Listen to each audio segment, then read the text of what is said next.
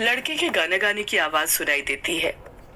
आओ आओ आओ ना, प्यार के बोल गाओ ना, मुझको अपनी बाहों में भर कर काले साए में मिल जाओ ना। मोनिका हैरानी के साथ कहती है, इतनी रात में कौन गाना गा रहा है, वो भी इतनी मधुर आवाज में। ऐसा लग रहा है जैसे मेरे लिए ही गा रहा हो। उस आवाज में एक जादू सा था, ऐसा जादू जिससे मोनिका के अंदर का सारा डर निकल गया था। वो भूल गई थी कि वो किसी सुनसान जंगल में थी और कुछ देर पहले डर के मारे कांप रही थी। उसे ऐसा लग रहा था जैसे उसके सपनों का राजकुमार आ गया हो, जो उसके लिए गाना गा रहा था। गाने की आवाज फिर सुनाई देने लग जाती है तो वो नोटिस करती है कि गाने की आवाज कहीं दूर से नहीं बल्कि उसके सामने से आ रही थी। वो तुरंत अपनी जगह पर खड़ी हो जाती है। वो देखती है कि सामने की झाड़ियों में हलचल हो रही थी। वो समझ जाती है कि झाड़ियों के पीछे कोई तो था जो वहीं पर खड़े होकर गाना गा रहा था। वो झाड़ियां ज्यादा दूर नहीं थी, इसलिए मोनिका जल्दी जल्दी अपने कदम झाड़ियों की तरफ बढ़ाने लग जाती है। पर जैसे ही वो झाड़ियों के पास पहुंचती है वो हैरान रह जाती है। मोनिका बड़बड़ाती है, ये क्या, आवाज तो यहीं से आ रही थी, फिर कोई दिखाई क्यों नहीं दे रहा। गाने की आवाज आनी भी बंद हो गई। मोनिका अपने आसपास देख ही रही थी कि फिर उसे अपने सामने की झाड़ियों में हलचल होती हुई दिखाई देती है। पर इस बार उसे एक लड़का भी दिखाई देता है। उसका मुंह दूसरी तरफ था, जिस कारण मोनिका को उसका चेहरा नहीं दिखाई दे रहा था। पर वो लड़का हट्टा कट्टा था। उसका बदन वैसा ही था जैसा मोनिका को अपने होने वाले पति में चाहिए था। वो लड़का पूरी तरह फिट था, जो किसी भी स्त्री की सारी काम इच्छाएं पूरी कर दे। एक हल्की सी सफेद रोशनी उस लड़के पर गिर रही थी। वो रोशनी कहाँ से आ रही थी ये तो पता नहीं चल रहा था, पर इतना जरूर समझ में आ रहा था कि उस अंधेरे में वो हल्की सी रोशनी इसलिए दिखाई दे रही थी ताकि अंधेरे में मोनिका को वो लड़का दिखाई दे। वो लड़का फिर गाना गाते हुए कहता है, आओ आओ आओ ना, प्यार के बोल गाओ ना। मोनिका उस लड़के को आवाज लगाते हुए कहती है, जरा सुनो। वो लड़का मोनिका के सवालों का कुछ जवाब नहीं देता है और गाना गाते हुए अपने कदम आगे बढ़ाने लग जाता है। मोनिका फिर उस लड़के को आवाज लगाते हुए कहती है, रुको, जरा सुनो तो। वो लड़का अपने कदम आगे बढ़ाता रहता है। मोनिका के मन में न जाने क्या आता है। वो बिना कुछ सोचे समझे अपने कदम उस लड़के की तरफ बढ़ाने लग जाती है। वो लड़का गाना गाते हुए आगे बढ़ते जा रहा था और मोनिका सबसे बेखबर कि उसका बैग पीछे ही छूट गया है जिसमें उसका सामान रखा हुआ है। वो तो बस उस लड़के का पीछा करने में मस्त हो गई थी। उस लड़के की आवाज में एक मदहोशी सी थी और उस मदहोशी में मोनिका खो गई थी। मोनिका उस लड़के का पीछा करते करते ग्रेवयार्ड कोठी तक पहुंच गई थी। वो लड़का गाना गाते हुए ही ग्रेवयार्ड कोठी के अंदर घुस जाता है। मोनिका भी उसके पीछे पीछे कोठी के अंदर घुस जाती है। इस वक्त ग्रेवयार्ड कोठी में उन दोनों के सिवा कोई नहीं था। वो लड़का अभी भी गाना गा रहा था और गाना गाते हुए ही उसी कमरे में जा रहा था जिस कमरे में पहले युग रहा करता था। मोनिका एक अलग ही दुनिया में खो गई थी और वो दुनिया थी मदहोशी की दुनिया। इस वक्त उसे सिर्फ और सिर्फ उस लड़के की आवाज सुनाई दे रही थी। मोनिका देखना चाहती थी कि वो लड़का कैसा दिखता था। वो जानना चाहती थी कि वो लड़का कौन था। इन्हीं सारे सवालों का जवाब उसे युग के कमरे तक ले आया था। वो लड़का कमरे के बीचों बीच आकर खड़ा हो जाता है और वहीं पर आकर गाना बंद कर देता है। मोनिका जैसे ही कमरे के अंदर आती है, कमरे का दरवाजा अपने आप बंद हो जाता है। पर इस वक्त वो उस पर ध्यान ही नहीं देती है, क्योंकि इस वक्त उसका पूरा ध्यान उसके सामने खड़े उस लड़के पर था। वो उस लड़के का चेहरा देखना चाहती थी। उसके अंदर उतावलापन बढ़ते जा रहा था। मोनिका फिर उस लड़के से कहती है, कौन हो तुम और जंगल में गाना क्यों गा रहे थे? वो लड़का कुछ जवाब नहीं देता है।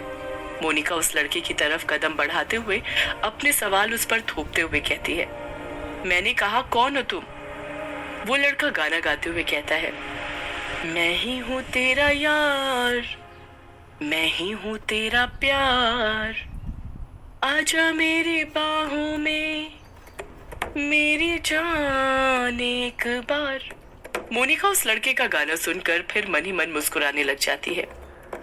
मोनिका उस लड़के के पास जाती है और उसे छूते हुए कहती है, जरा अपना चेहरा तो दिखाओ, मैं देखूं तो सही इतनी दिलकश आवाज के पीछे का चेहरा कैसा दिखता है। इतना कहकर मोनिका उस लड़के को पीछे पलटने लग जाती है। जब वो लड़का पीछे घूमता है और मोनिका उस लड़के का चेहरा देखती है तो बस देखती ही रह जाती है। उस लड़के के चेहरे में वो रंगत थी कि हर लड़की उसमें रंगना चाहे। उसकी आंखों में वो गहराई थी कि हर लड़की उसमें डूबना चाहे। जितना जादू उस लड़के की आवाज में था उससे कहीं ज्यादा जादू उस लड़के के चेहरे में था। वो काफी स्मार्ट था। मोनिका मंत्रमुग्ध रह गई थी उस लड़के को देखकर। वो एकटक नजर से उसे ही देखे जा रही थी। मोनिका फिर उस लड़के की आंखों में देखते हुए धीरे धीरे कहती है, कौन हो तुम? वो लड़का गाते हुए कहता है, आओ आओ आओ ना। वो लड़का इसके आगे कुछ कहता उससे पहले ही मोनिका उसके लबों पर अपनी उंगली रखते हुए कहती है, अब बस करो, आ तो गई, और कितना बुलाओगे मुझे? तुम बोल रहे थे ना कोई तुम्हें अपनी बाहों में भरे। मैं भरूंगी तुम्हें अपनी बाहों में।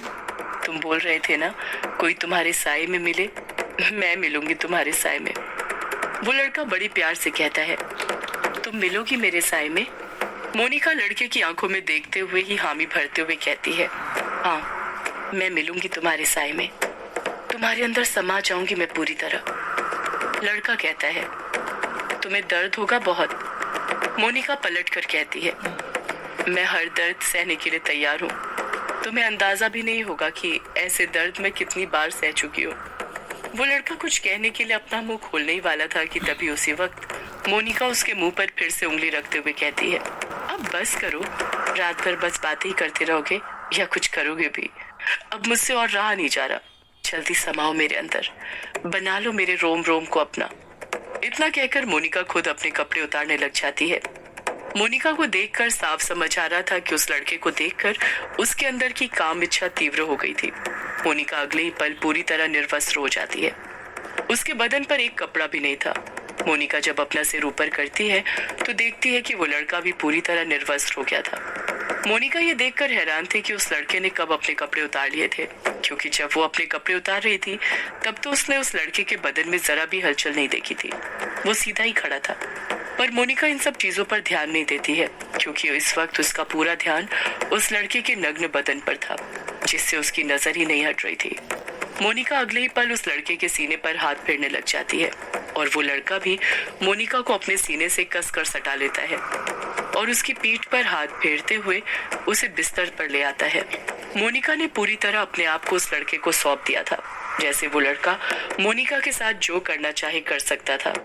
इस वक्त वो लड़का मोनिका के बदन के हर अंग को बार बार चूमे जा रहा था और मोनिका अपनी आंखें बंद करके उसके हर एक चुंबन को महसूस कर रही थी। मोनिका धीरे धीरे सिसकियां भरने लग गई थी। मोनिका के बदन को चूमते हुए ही वो लड़का अपने दोनों हाथों से उसकी जांघों वक्षों को मसले जा रहा था। मोनिका अपनी आंखें बंद रखते हुए ही आहें भरते हुए कहती है, अब बस तुम चूमते ही रहोगे या मुझ में समाओगे भी? अब मुझसे और इंतजार नहीं होता। समा जाओ मुझ में, समा जाओ, बना लो मुझे अपना साया, बना लो। मोनिका के इतना कहते ही वो लड़का मोनिका के बदन के ऊपर चढ़ बैठता है। उसके बदन को मसलते हुए ही उसके साथ काम क्रीड़ा करने लग जाता है। कमरे के अंदर मोनिका की सिसकियों की आवाज गूंजने लग गई थी। मोनिका का बदन पसीने से लथपथ होने लग गया था। तापमान ठंडा होने के बावजूद उसका बदन तप रहा था।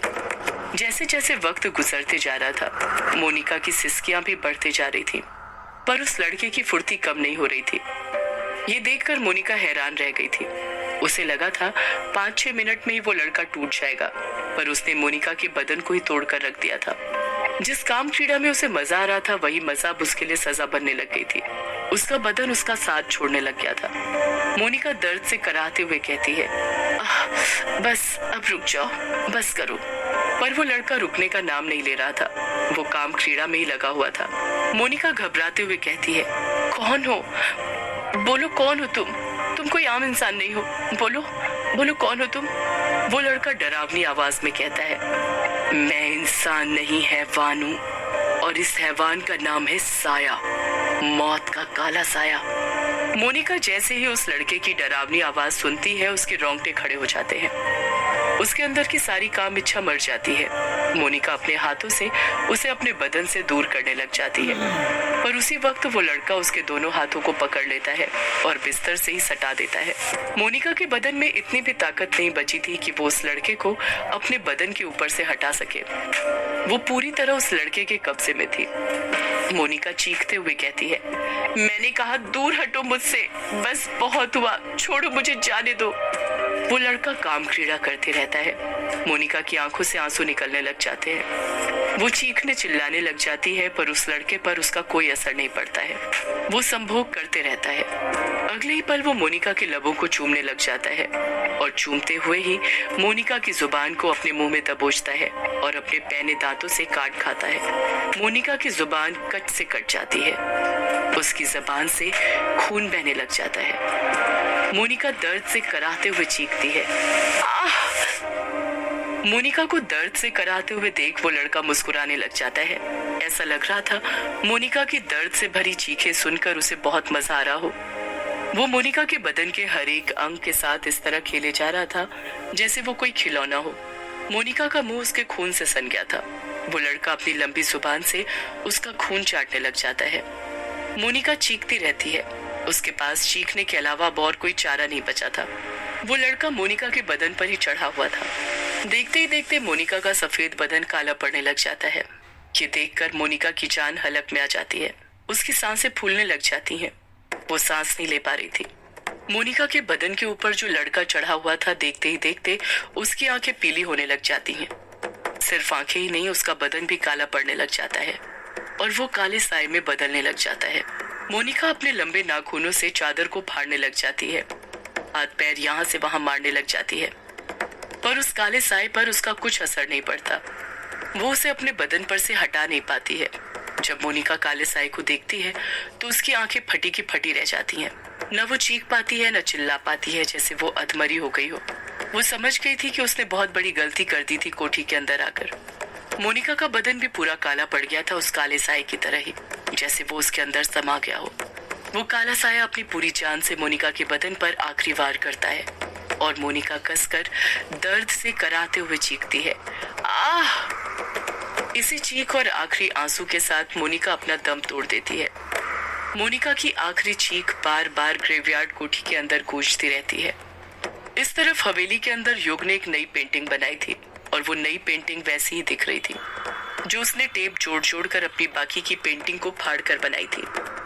उसने वैसी ही पेंटिंग बनाई थी ताकि टेप से चिपकी हुई पेंटिंग अच्छे से देखी जा सके। उस पेंटिंग के सबसे निचले हिस्से में किश्नोई नदी बह रही थी। वो किश्नोई नदी के बंगलामुड़ा घाट का किनारा था या फिर रोंकामुचा घाट का, ये समझ नहीं आ रहा था। सिर्फ नदी दिखाई दे रही थी और वहीं पर पेंटिंग में ही एक बड़ा सा अपराजिता का पेड़ था जिसकी पत्तियां नीचे बिखरी हुई थी। सबसे ऊपर आसमान था जिसमें कुछ बादल बने हुए थे और उन बादलों से ही पानी बह रहा था जो नीचे आकर झरने का रूप ले रहा था, जिसके अगल बगल पहाड़ और जंगल था। उसी झरने के नीचे एक शिवलिंग रखा हुआ था और झरने का पानी सीधे शिवलिंग पर ही गिर रहा था। पेंटिंग बनाने के बाद युग एकटक नजर से उसी पेंटिंग को देखे जा रहा था। वो खो सा गया था उस पेंटिंग को देखने में। उसकी रम की बोतल खाली हो चुकी थी और साथ में सिगरेट का पैकेट भी, जो पेंटिंग बनाने से पहले भरी हुई थी।